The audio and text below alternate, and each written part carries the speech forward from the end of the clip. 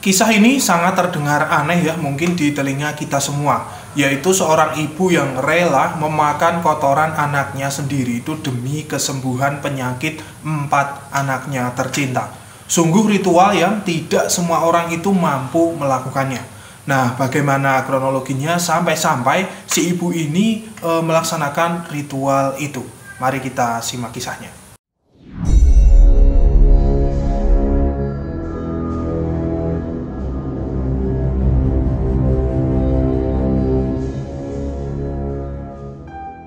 Assalamualaikum warahmatullahi wabarakatuh. Hamdan wa syukran lillah. Selamat datang, selamat berjumpa kembali di channel Spiritual 21, investigasi supranatural tanpa batas. Siti itu adalah seorang ibu rumah tangga yang sudah tidak muda lagi. Usianya itu kisaran 50 tahunan lebih sedikit. Sudah hampir 11 tahun lamanya Siti itu hidup menjanda. Suami yang dicintainya itu menghadap Tuhan setelah setahun lamanya mengidap penyakit kanker hati dan tidak dapat disembuhkan. Kepergian suaminya tersebut diterima Siti dengan cukup tabah. Apalagi di saat suaminya meninggal, Siti itu sudah dikaruniai 4 orang anak yang kesemuanya laki-laki. Rasanya sangat tidak elok bagi Siti ya apabila menikah lagi, karena mempertimbangkan anak-anak yang sudah mulai beranjak dewasa. Mereka pasti itu akan sulit menerima kehadiran seorang ayah tiri dalam kehidupannya. Di samping itu sulit juga bagi Siti untuk menerima kehadiran pria lain di dalam hidupnya. Baginya Dahlan, yaitu nama almarhum suaminya Siti, itu merupakan cinta pertama dan terakhirnya. Cinta dan kasih sayangnya itu tidak mungkin tergantikan oleh siapapun. Bisa dibayangkan betapa sulitnya ya Siti itu harus membesarkan dan mendidik keempat anaknya yang kesemuanya itu adalah laki-laki. Untunglah sebelum meninggal, Dahlan suaminya tersebut telah mewariskan harta dan 2 buah toko pakaian yang lumayan besar. Sehingga dari sisi ekonomi, Siti itu tidak perlu merasa khawatir lagi. Ditambah lagi, keempat anaknya itu termasuk anak yang patuh dan penurut kepada orang tua. Setelah sekitar setengah tahun kepergian suaminya, Siti benar-benar terpukul dengan kenyataan pahit yang harus dihadapinya pemirsa. Aditya, anak sulung Siti itu tiba-tiba jatuh sakit dengan penyakit yang tidak jelas. Ada kalanya itu seperti terserang flu berat. Tetapi baru saja itu setelah diobati, maka seolah dia itu terkena serangan penyakit tropika yang sedemikian ganas. Badannya itu menggigil disertai suhu yang teramat panas. Kemudian penyakit ini belum mereda, tiba-tiba itu diserang gejala lain seperti muntaber. Bahkan tak hanya itu pemirsa, kadang-kadang Aditya itu juga seperti terkena penyakit lumpuh layu. Hampir seluruh persendiannya itu sama sekali tidak bisa digerakkan. Yang lebih menyedihkan lagi, dia juga terkadang itu seperti lupa ingatan sehingga tidak mengenali orang-orang di sekelilingnya. Bila gejala penyakit ini datang ya untuk mengenali ibunya yang melahirkannya, Aditya itu sulit melakukannya. Kenyataan inilah yang seringkali membuat hati Siti hancur seperti tercabik-cabik. Penyakit yang dialami Aditya waktu itu berjalan sampai 8 bulan lamanya. Selama waktu itu pula Aditya itu menjalani perawatan intensif di rumah sakit, sehingga ya sudah barang tentu hal ini menguras tenaga, pikiran dan juga biaya yang relatif besar. Setiap hari Siti bersama ketiga anaknya itu juga pembantu yang bekerja di rumahnya bergantian menjaga Aditya di ruang perawatan rumah sakit. Hampir setiap hari itu Siti meratapi dirinya sendiri. Oh Tuhan, dosa apakah yang telah kuperbuat sehingga aku harus mendapatkan cobaan seberat ini? Begitulah ratapan Siti hingga tanpa disadarinya air matanya pun jatuh berderai. Penyakit aneh tersebut itu seolah enggan pergi dari tubuhnya, yang keadaan tubuhnya itu sangat memprihatinkan sekali pemirsa, yaitu bagaikan mayat hidup. Walaupun begitu, Siti sebagai ibu yang baik itu tidak pernah menyerah. Siti dengan tabah dan telaten itu merawat Aditya di rumah sakit. Meski untuk hal ini, Siti itu harus menjual beberapa harta peninggalan suaminya, seperti sebidang tanah dan berbagai perhiasan. Biarlah apa yang ada itu terjual. asalkan buah hatiku dapat sembuh seperti sedia kala. Begitulah prinsip dalam hati Siti pemirsa. Bila malam itu mulai menjelang, yang bisa Siti lakukan hanyalah berdoa dan menangis. Siti itu benar-benar merasa telah menjadi seorang yang tidak berdaya dan hidup terkucil. Tak ada seorang pun teman yang waktu itu bisa diajak untuk berbagi rasa dan duka yang telah mendera dirinya tersebut.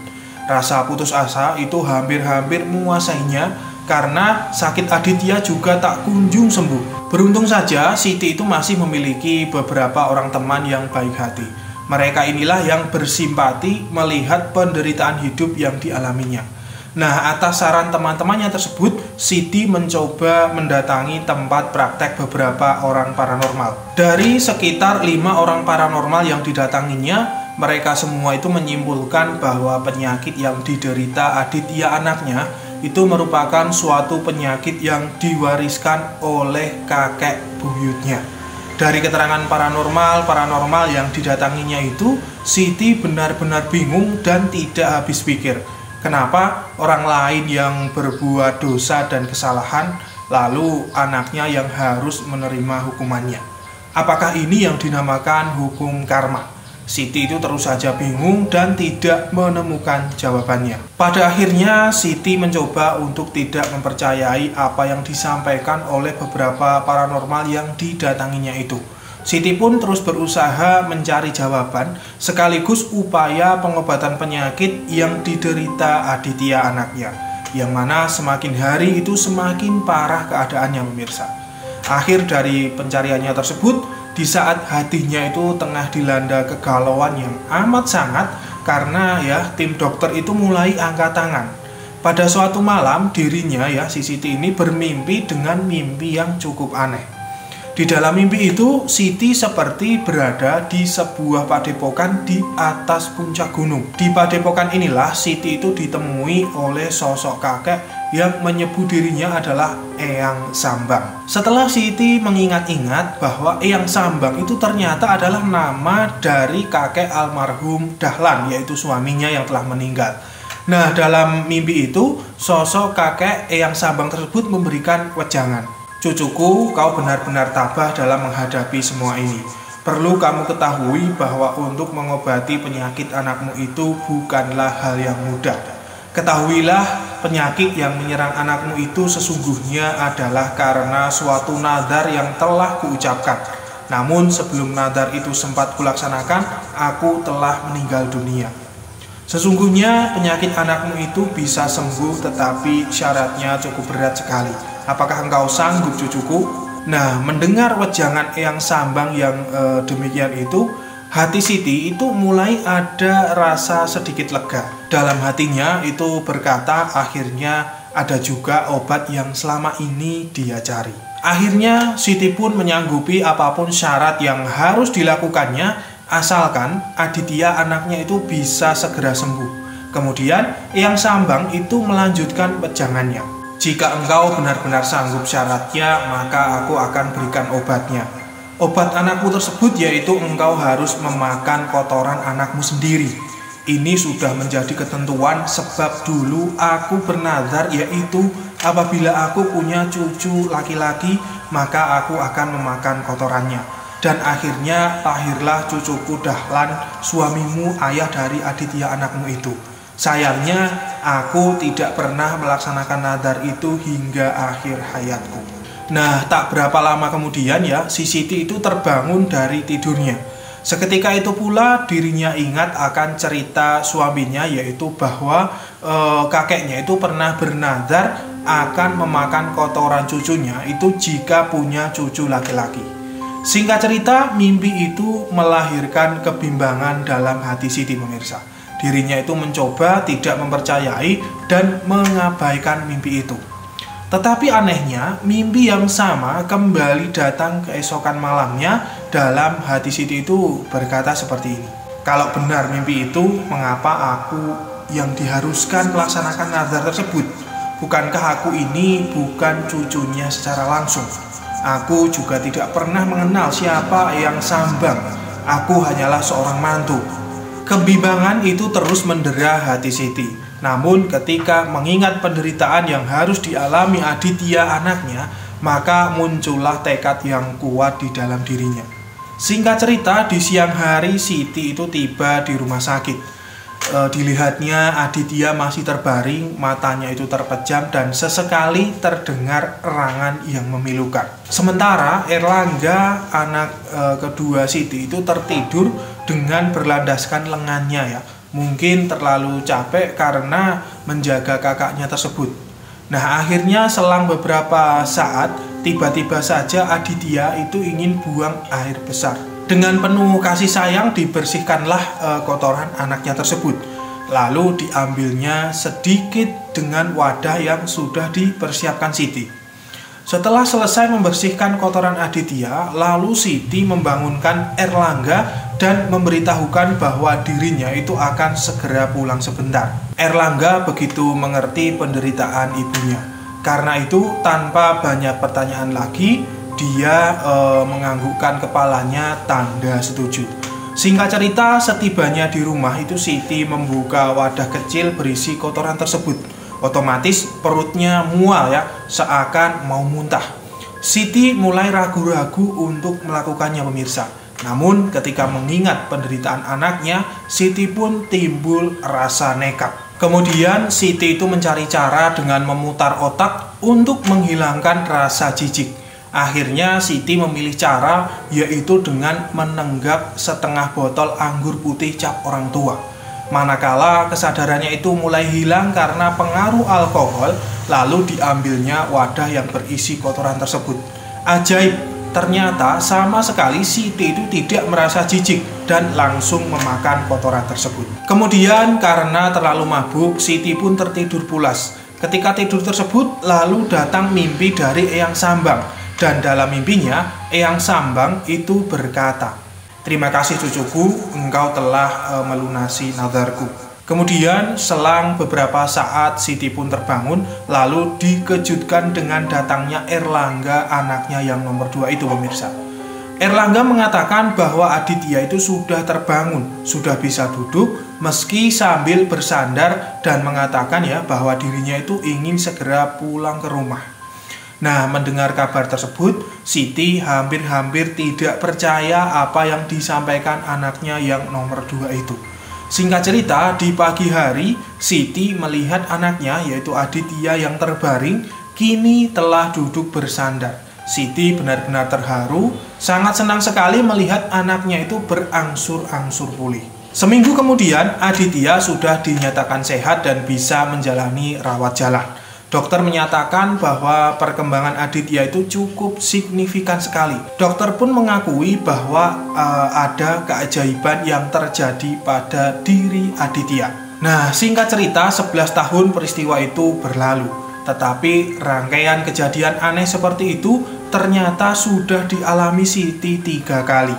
Sakit anaknya yang selalu sembuh itu setelah Siti memakan kotoran anaknya itu.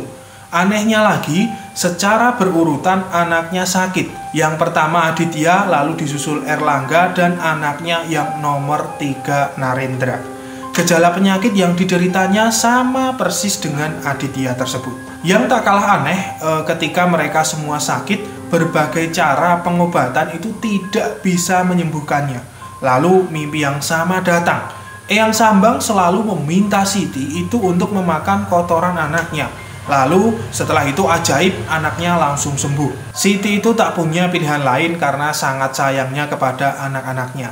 Siti terpaksa melakukan hal menjijikan tersebut yang diawali dengan menenggak minuman keras. Nah, sampai saat ini saya tidak tahu apakah Siti terus melakukan hal tersebut. Mungkin kalau ada anaknya yang kebetulan tahu kisah ini dan menonton video ini, bisa tuliskan komentar di bawah. Siti itu bukanlah nama sebenarnya ya, itu nama samaran yang saya buat sendiri.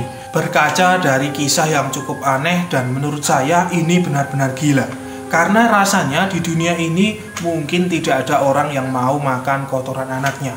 Tentu hal itu sangat menjijikkan. Namun itulah kasih sayang seorang ibu.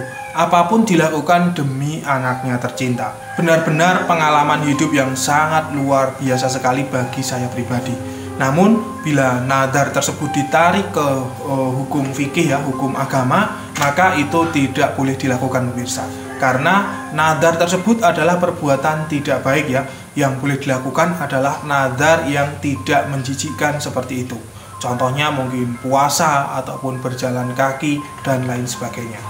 Perlu dicurigai bahwa sosok yang datang dalam mimpi Ibu Siti tersebut adalah sosok setan yang memanfaatkan situasi dan mengambil kesempatan untuk menggoncangkan iman manusia. Untuk itu, petunjuk yang harus dilakukan manakala bermimpi buruk atau bermimpi hal-hal aneh menjijikan. Maka setelah terbangun itu meludahlah ke kiri 3 kali. Kemudian segera ambil air wudhu, lalu sholat hajat 2 rakaat.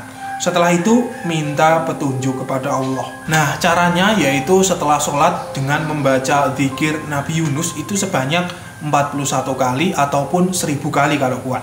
Zikirnya yaitu seperti ini ya. La ilaha illa anta subhanaka inni kuntu minadh dhalimin. Nah, lalu setelah itu dilanjutkan dengan membaca surat Al-Falaq, Anas dan ayat kursi seikhlasnya. Insya Allah kalau ada setan yang membisiki hal-hal yang aneh, tidak masuk akal, menjijikkan, itu akan segera pergi dan berganti insya Allah itu menjadi bisikan malaikat yang baik yang akan memberikan jalan keluar sesuai syariat agama yang lurus. Begitulah yang bisa saya sampaikan, semoga bisa sedikit membantu beban siapapun yang sedang mengalami cobaan yang berat. Saya Fatin Alam undur diri. Subhanakallahumma wa bihamdika asyhadu an la ilaha illa anta astaghfiruka wa atubu ilaik. Alhamdulillahirabbil alamin. Wassalamualaikum warahmatullahi wabarakatuh. Akan selalu ada misteri di dunia ini. Salam spiritual.